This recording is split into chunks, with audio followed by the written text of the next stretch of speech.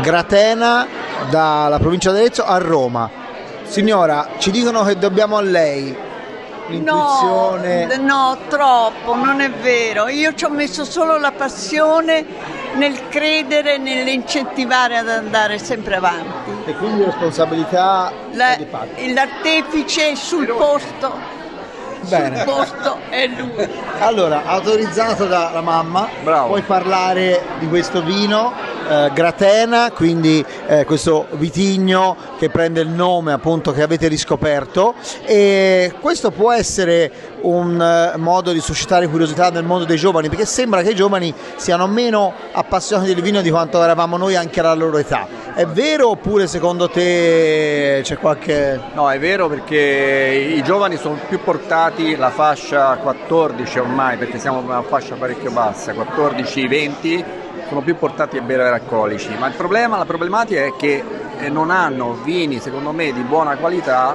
Non voglio criticare nessuno, ma non hanno quei vini di buona qualità che dovrebbero bere per capire che anche quelli possono sostituire degli alcolici senza niente.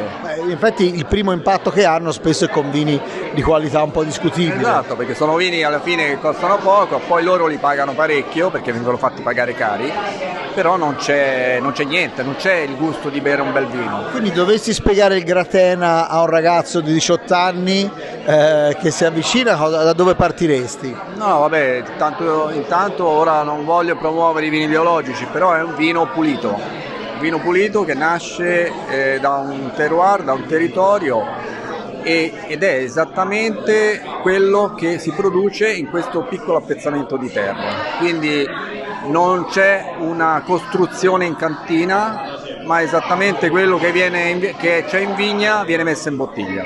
Già questo è un messaggio semplice, chiaro, diretto, che non è, spesso viene trascurato. L'altro modo poi per cui i giovani hanno di bere vino è quello, si spera di berlo a tavola. Siamo a Roma, qui c'è un Chianti e c'è Gratena, due abbinamenti, uno per ogni vino con la cucina romana. Allora, il Chianti lo metterei con la carbonara perché la vorrei mangiare anch'io adesso. E poi il Gratena nero perché è bello complesso, un abbacchio, un arrosto, qualsiasi cosa un po' più complicata. Beh, oserei dire che ci sia anche la menta e qualche spezia, perché il Gratena c'ha proprio questa fase della spezia bellissima, elegante, fine, che merita di essere sottolineato. Mi ha messo fame, grazie. Anch'io.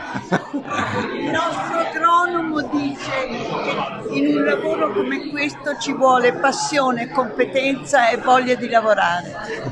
Voglia di lavorare, questo non manca mai.